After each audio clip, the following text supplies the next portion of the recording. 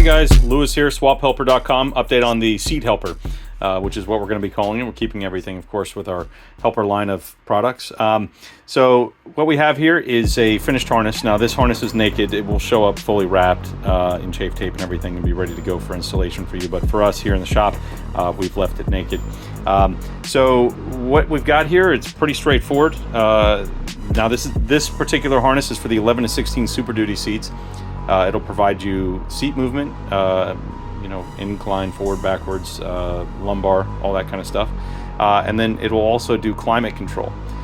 So you'll get heated and cooled. And this is the module that runs it. And just like all our other stuff, it's something we designed. And it's pretty cool. It's got some good functionality.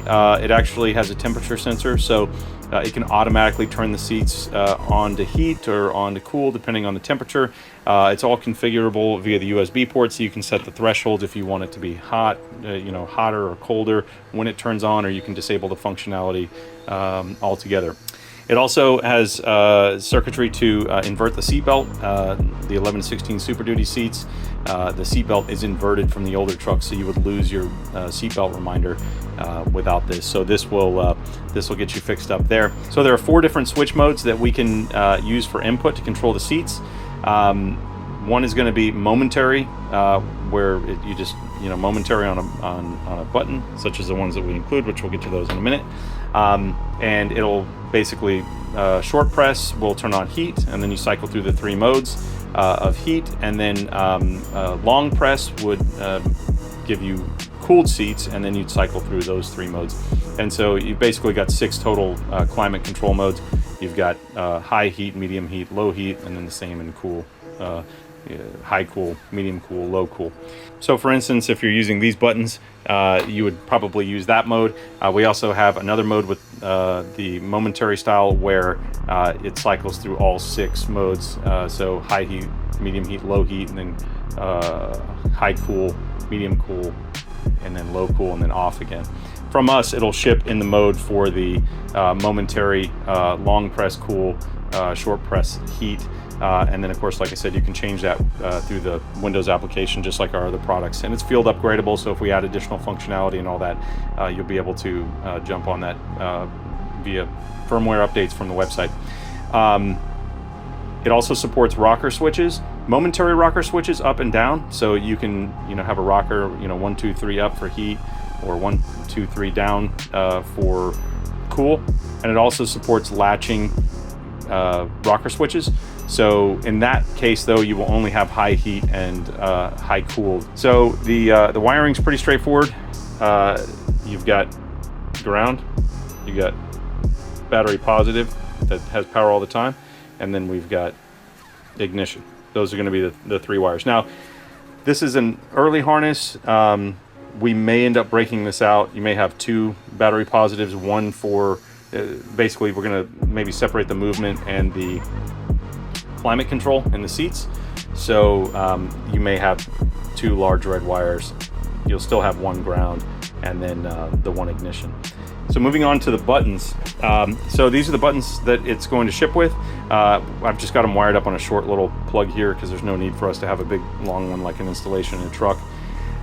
The way that these work is they can turn red or blue. We'll show you that functionality here in a bit, and then you just press it per the aforementioned modes, depending on how you have the seat controller configured, and it'll cycle through and you'll be good to go. Now you can use any momentary switch, and you can have separate LEDs elsewhere if you want.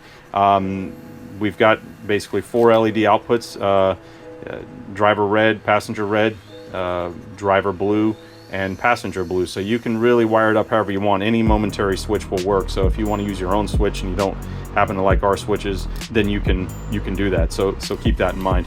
Everything's labeled on the controller itself. There may be some changes to what it says here on this sticker, because this isn't a final sticker. But you've basically got all your inputs and outputs on this one. This is will come pre-wired. This just inserts here. This is the seatbelt inversion circuit. So this green wire comes from the seat, and then the other unfilled terminal goes to the truck. and we'll include diagrams and instructions, of course, on how to deal with all that.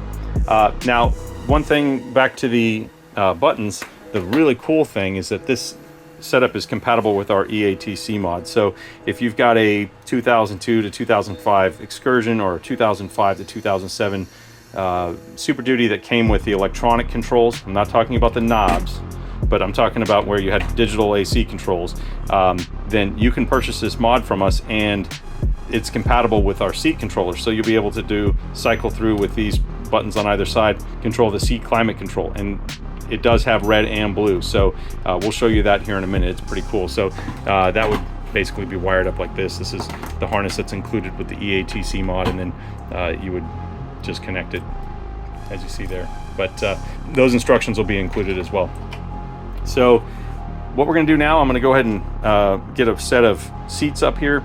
I've got a FLIR forward-looking infrared camera because obviously we can't show you climate control other than touch the seat, it feels warm or whatever.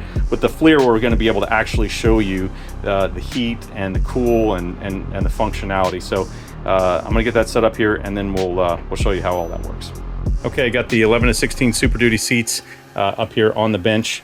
It's got the harness plugged in. We've got a benchtop power supply, since obviously we're not in a truck, that's going to provide the power for the seats. I've got the seat control module plugged in, and I have the ignition wire connected as if the ignition is on, just so we can demo all the stuff, because obviously when it's off, it's not going to have climate control and everything. Now again, the harness shown here is naked, meaning it's not all wrapped and finished. The one that you receive will be fully wrapped and ready for installation. But as you can see, you got it plugged in on this side, got it plugged in here, just plugs into the stock connectors. We've got the FLIR camera set up, and as you can see, the ambient temperature is about 73, 74 degrees here in the shop. So what we're going to do first, I'm going to grab the driver's side, and we'll go ahead and turn on high heat so you can see that actually function on the seat. Okay, so this is the button connected for the driver's side, and you'll see, hear the fan turning on, see the current increasing on the power supply. Now, one of the important things is that we actually use the stock Ford modules that are in the seat. So it handles all the seat logic as far as when to run the fan, how hot to run the seat and everything. A lot of these guys that rip all the harnesses out and build their own modules and relays and all this stuff, they're just turning the fans on and running them constant, and that's not the way the seat was designed to operate. So so keep that in mind. But as you can see, it's starting to warm up on the FLIR. So we may kind of fast forward this because it takes a few minutes for your seats to warm up and cool down.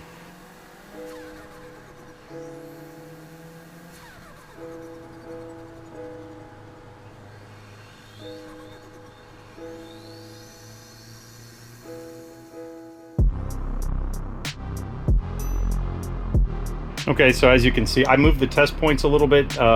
It takes a little while for the entire area of the seat to warm up, and with no one sitting on it, you get these more isolated spots. If you have someone sitting on it, it tends to be a lot more uniform. But this is just a factory Ford heating element in the seat, so this is going to function just like factory. So you can see it's getting up 95, 96 degrees. This is on high heat.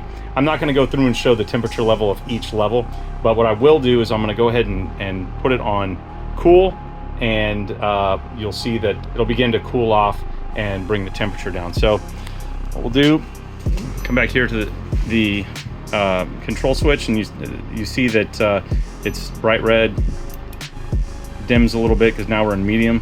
You can hear the fans kicking on to start cooling it down a little bit. Because like I said, this is using the factory Ford modules, so it's thermostatically controlled on its own. This was all developed and designed by Ford, and we're just interfacing with it and making this turnkey for customers to use in trucks that were not originally equipped. So, and you can install these seats in anything.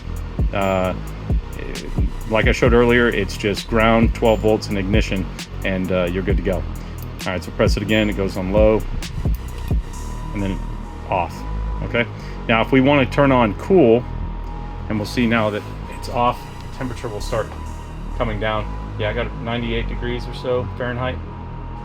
So what we'll do now is we can do a long press, and then now you'll notice the LED is blue, and we'll watch as the temperature begins to come down. So from 97, 98 degrees, let's say it's a hot day in your truck, or a hot day outside, and your truck's sitting outside, and you can see what happens. Now again, it takes a few minutes, so we're gonna go ahead and speed this up so that you can see how this changes, but it's gonna take 2, 3, 4 minutes to make the change.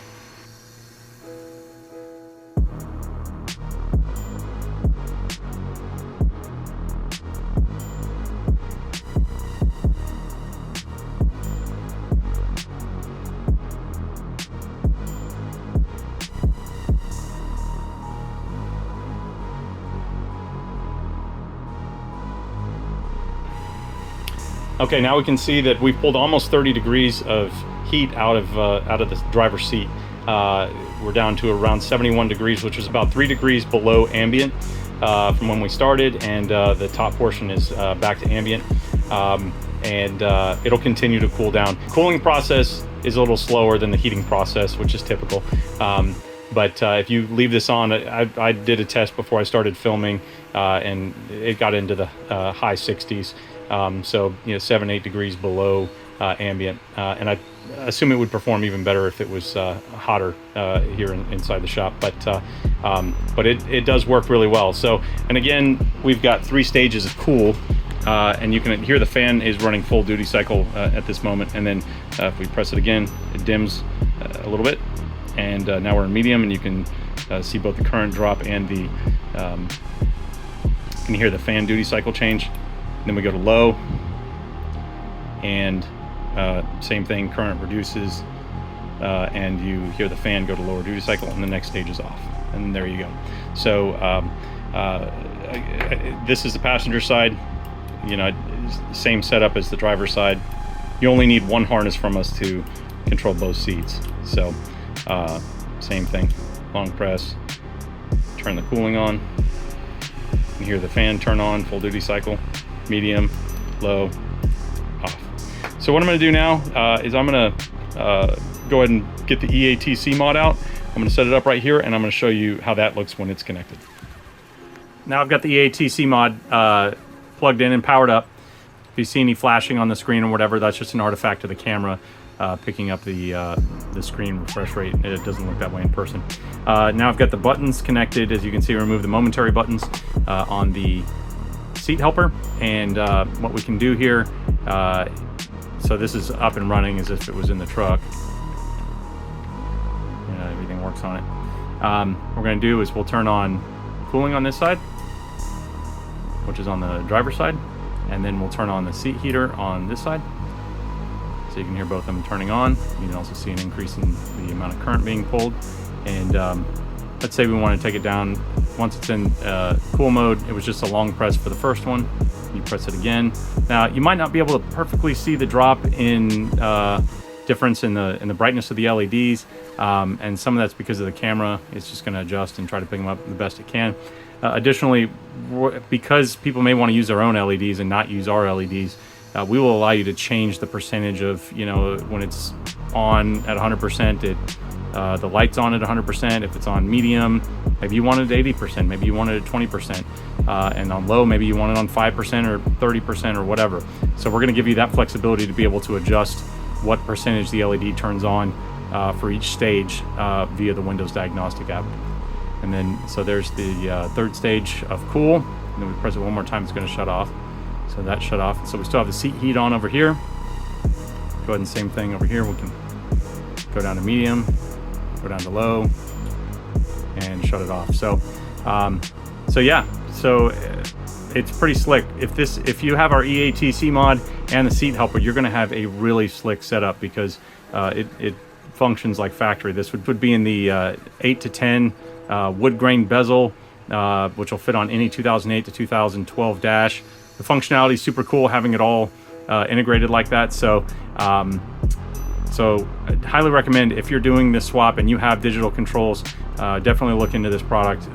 It's really slick. We basically take the original portion of your EATC controls and combine them with the newer front end. We have a whole process that we go through to make that happen, and it works like factory, and we've had really good luck with them. So you definitely want to check that out. Now, if you decide that you want to use our switch, the momentary switch, let's say you did a 13 to 16, your truck has manual knobs, whatever the case may be, there are a few places that you can mount it pretty easily. One is going to be, you could put it right here on the side of the seat to make it easy to access, kind of like the original trucks. You can mount it over here. If you don't, I'm not a huge fan of cutting holes in the factory stuff. Maybe come up with a bezel piece that you could mount in the dash. I also, in my truck, I looked at mounting them in the center console. So you just pop open the center console and you can control them. So you can really mount them anywhere you want. Again, you're not limited to our button. This is just what we're going to include to make this as easy as possible for you guys right out of the gate. And if you like our switch, if you don't like it aesthetically or whatever the case may be, or you got your own setup, any momentary switch will work. And we also, like I said, have support for the rockers. I didn't show that in this video, but it's pretty straightforward, and it'll all be covered in the instructions. So you can do separate LEDs. You can run the LEDs somewhere else on your dash. You can have two separate LEDs. You can have a combo red and blue LED. The options are pretty much unlimited. So just keep that in mind. You're not tied to just our buttons. If this is the approach you're going to go. But we're really excited about this. Right now, support is only going to be for 11 to 16 Super Duty seats. You don't have to send in a harness. We have everything in stock. You just purchase it on the website. The installation's really straightforward and easy. Like I said, it's the wires, the aforementioned wires, the battery positive, ground, and ignition. You get to run your buttons wherever you want, and the wiring super straightforward on that as well.